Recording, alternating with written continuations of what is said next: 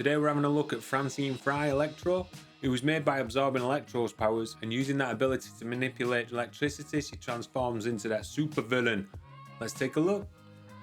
When we're looking at these accessories, we are at the pretty Barebones on accessories for this one. She comes with those expressive hands. We've seen these before many times. But I do think for those characters who can fly or be propelled from the ground with electricity, these are great hands to have. She also has a brand new electricity lightning effect, which, for me, I think they're great. And we have already started seeing them in the MCU Electro. So taking a look at these effects a little bit closer, you can see that they've got a clip. Each one has got like a wrist clip that you can go into. But don't let that stop you there. You can go inside any of them holes that you want to. Do you know what I mean? Just to, give that effect. You'll see throughout these videos, I've been all over the electricity effects. I've been in different holes, feet in them, legs round them, everything. So to be honest, for this character, I would have loved to have seen a different head. Something normal to put on the shelf, just so she's not always smiling. But like the Beyonder, there's nothing worse than getting a beat down off somebody while they're smiling at you. Also maybe some different hands. Imagine a world where we get them flight stands as well. Say what? For accessories, though lacking, I've got to ask myself a question. Do they enhance the character? That answer is yes, so for me, they're a win. How good is this articulation? Well, to be honest, it's a little bit lackluster. The last two female figures I'd opened was the Dark Avengers Warbird and Cammy from Jada Toys. From them to Francine, it's completely different. From top to bottom, we have a dumbbell and a disc, so she can look up great and she can look down great, and she does get the slight attitude tilt, you know what I mean, which is pretty good. I didn't expect it. She doesn't come with the butterflies, but to be honest, I feel it didn't stop me too much when I was posing around. But they do have access to it, so it'd be nice to have them on these sort of figures. I will say though, from standing, just trying to put her in a natural pose, standing up, her arms don't come quite down, so they're always out a little bit. In regards to the torso, she's got that single diaphragm swivel, which does suffer from that Hasbro lean forward, where she doesn't go too far forward. Really good back, but not too far forward. With nothing on the waist either, obviously it's going to hinder that forward and backwards. Her hip articulation is okay. She gets nearly a splits and 90 on the forward kick.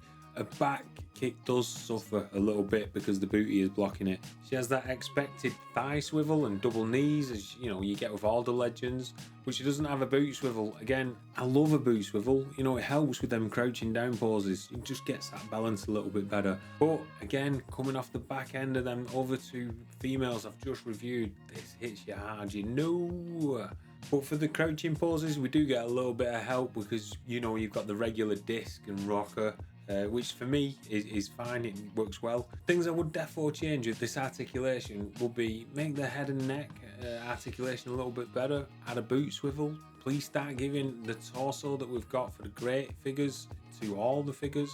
Butterfly shoulders, just because we've seen them before. Overall, with the considerations, I'm going to say this is taking an L for articulation. Let's look at the sculpting for Electro. There's not too much to report home about here for the overall sculpt. It's the Shriek body. It's something that we've seen before with a few different additions. We can start with the good bits. The heads have been upgraded. It's got that photo printing tech. It's great. They've nailed the mask. The facial features are here. On both sides of the head, you might not see it in the camera, but she has got like little notches for her ears, which is, attention to detail. I like it. The only thing around the body that we can report home about is that belt buckle. She's got some pouches and sort of like a belt that doesn't quite attach. Looks good. It's sculpted well. It seems a bit weird. When I looked online, I couldn't see anything on, around Google Images, if it any references as if it indicates that it attaches at the back. Couldn't find that. So what we've got here defo, resembles what I've seen online. Overall though, this sculpt feels very minimal, but it does reference the character well from what I've seen, so I'm going to give it a win. So with minimal sculpt on the figure, we're looking at this figure, we're thinking what does stand out. So we've got to look at the paint. The paint, have they done a good job here? Some of the things that I will say that stand out are the shoulders, the feet, the hands, and the mask. The yellows on them are very different from the yellows that are painted on the torso, the forearms and the calves. The same can be seen about the green plastic on the body. We've got the bottom of the torso that's a very green plastic, and also the upper torso, that's the same green plastic. It's a little bit different than the paint that they've used on the legs and the arms, but if I'm honest, looking at the rest of the paint, I think they've done an ace job. Head is fantastic, body with the lightning strikes down it look mint. The extra deco on the arms and the legs look great with the neat lines throughout.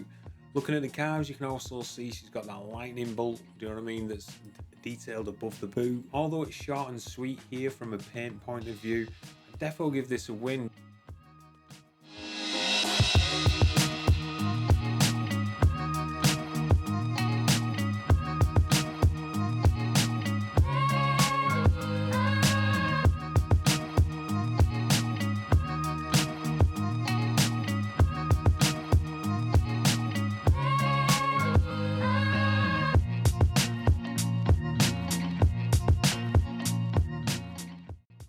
This is that part of the showcase where, you know, we sit back, relax, put the track on, turn the beats up and pose them figures.